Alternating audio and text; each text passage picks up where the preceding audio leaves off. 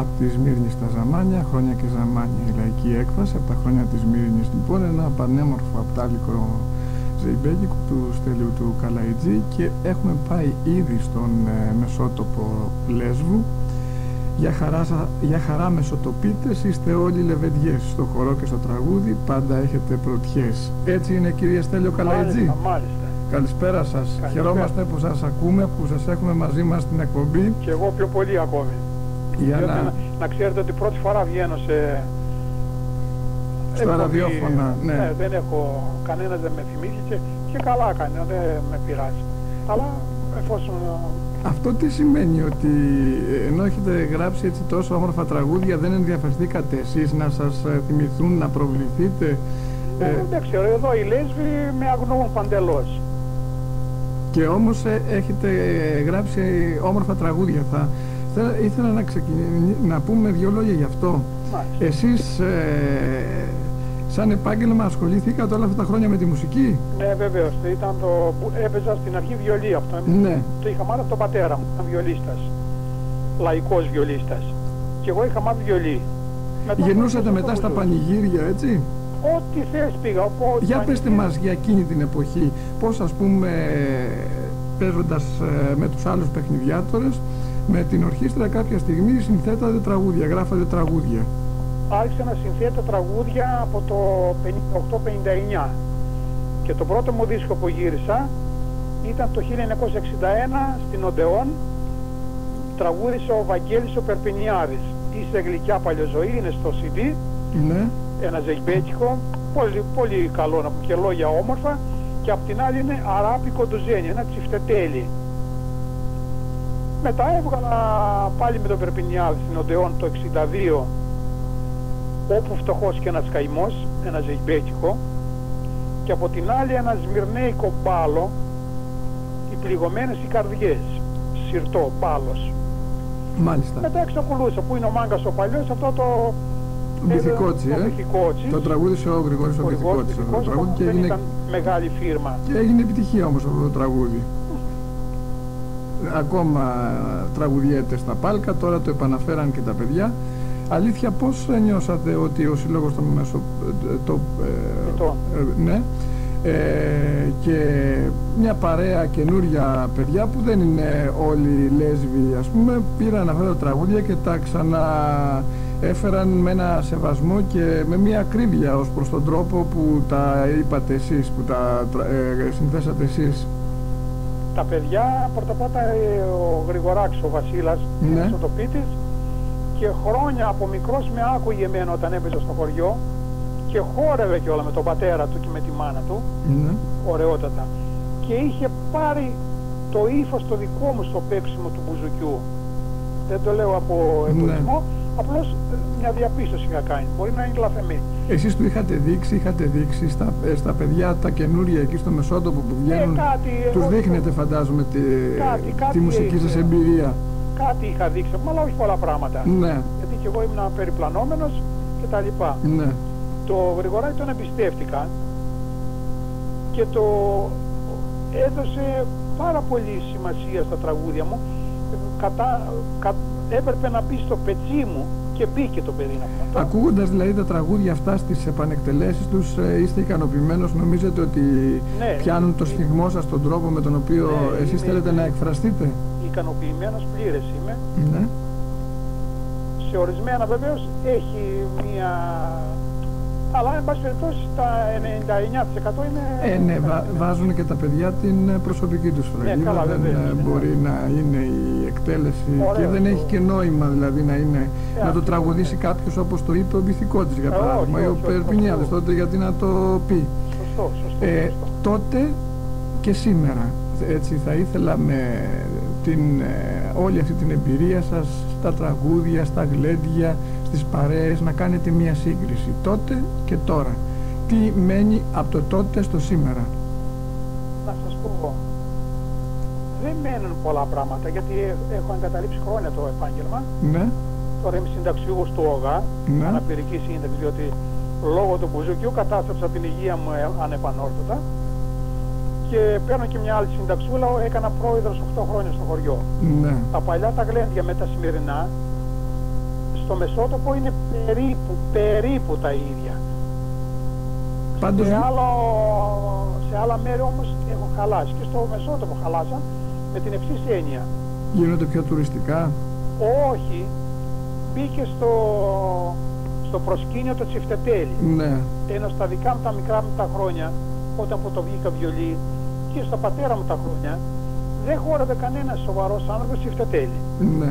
Γιατί άραγε, θεωρείτε ότι ήταν υποτιμητικό?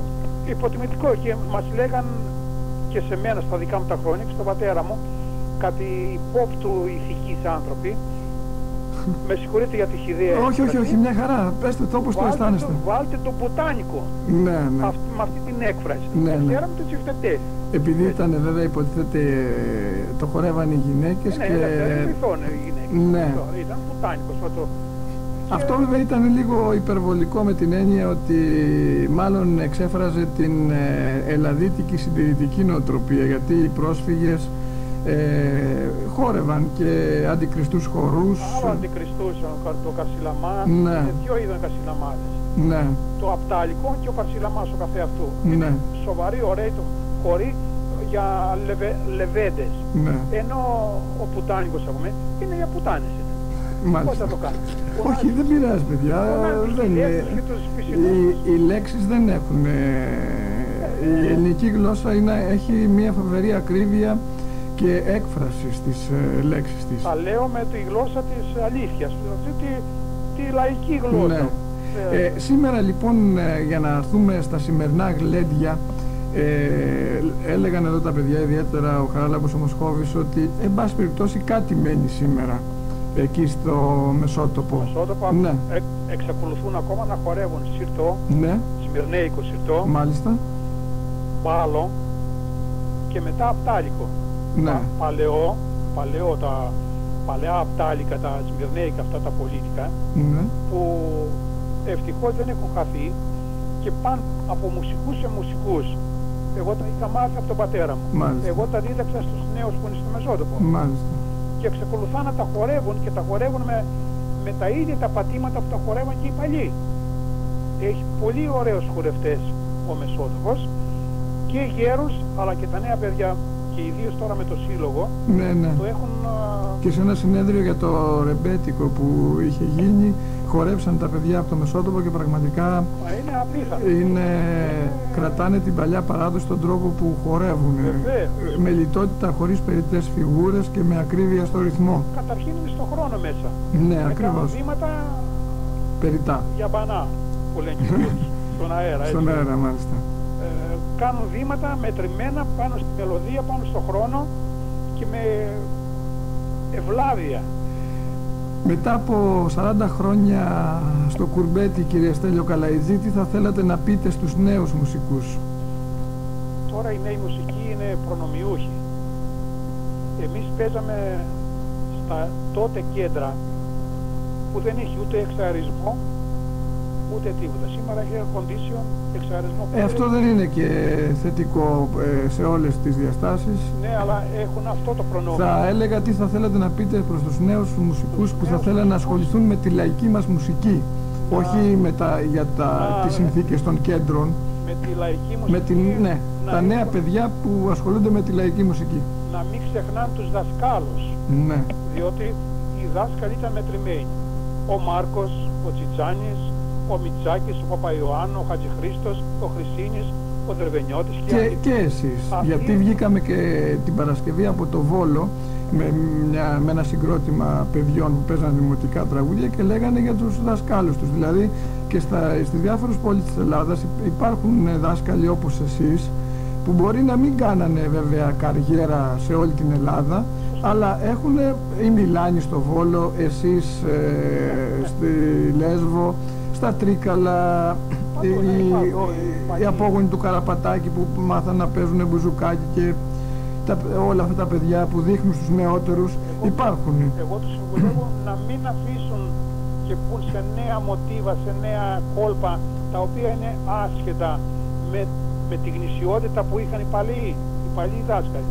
Εγώ το στυλ μου από αυτούς το έχω πάρει και όλα μου τα τραγούδια είναι στα κάτα που λέμε, Δεν ξέρω αν καταλαβαίνετε. Ναι, ναι, βεβαίως, το έχουμε εξηγήσει πολλές φορές αυτό. Είναι η μελωδία να... Ακρίβεια στο χρόνο και στο ρυθμό, Ναι, να το πούμε έτσι και απλά τα λόγια- λαϊκά. Και τα λόγια να λένε κάτι. Ναι. Μην λένε να πούμε άρες μάρες κουκουνάρες, γιατί το τραγούδι σήμερα είναι διαπαιδαγώγης. Δεν μπορείς. Και εμένα δεν μου αρέσουν τα χασικλίτικα, δεν μπορώ να τα ανεχθώ. Ούτε και τα βαριά αυτά, να πούμε τα κλαψούρικα και τα Μάλιστα. καψούρικα. Δεν τα πάω καθόλου. Εσείς συνεχίζετε να γράφετε, να κλείσουμε με αυτό, συνεχίζετε να γράφετε τραγουδάκια Πώς δεν. τις ελεύθερες ώρες σας τώρα που είσαστε συνταξιούχος. Βεβαίως και γράφω.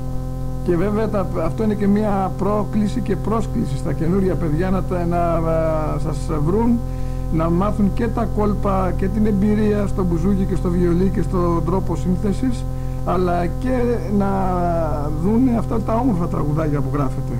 Βεβαίως, εγώ γράφω κάθε μέρα. Προχτές έγραψα ένα νησιώτικο, ένα ωραιότατο, ένα μινωράκι που να κάνεις και μέσα ταξιμάκι, μινόρε, ζιμπερνέικο κτλ. Έχουμε κάνα στιχάκι από αυτό, να πούμε στον αέρα, κάνα δίστιχο, κάνα τετράστιχο. Ένα λεπτό να το... αν έχω να το βρω το στίχο αυτό, γιατί δεν το Ναι. γράφω και δεν το θυμάμαι. Καλά, ας το αφήσουμε τότε. Εντάξει, ωραία. Και εγώ και εδώ τα παιδιά θα σας ευχηθούμε πάντα να είστε γερός και να μας ταξιδεύετε, και θα ακούσουμε ένα από τα σημαντικότερα τραγούδια σας, μια και μιλήσαμε για τους παλιούς δασκάλους, που είναι ο Μάγκας ο Παλιός, ένα τραγούδι, το είπε ο Μπιθικώτης, έτσι δεν είναι? Όχι, αυτό είναι ορθόδοξο λαϊκό τραγούδι. Ορθόδοξο. Δεν έχει να κλείνει ούτε μοντέρνο, ούτε και... Είναι ένα ορθόδοξο ζεμπέκικο που έχει ικανότητες. Ο χορευτής θα το χορέψει, θα το χορέψει. Δεν έχει ικανότητες, άστο, καλύτερα να μην το χορέψει. Να είστε πάντα καλά, σας χαιρετούμε. Ευχαριστώ πολύ, να είστε και εσείς το ίδιο καλά και πάντα επιτυχίες. Γεια σας.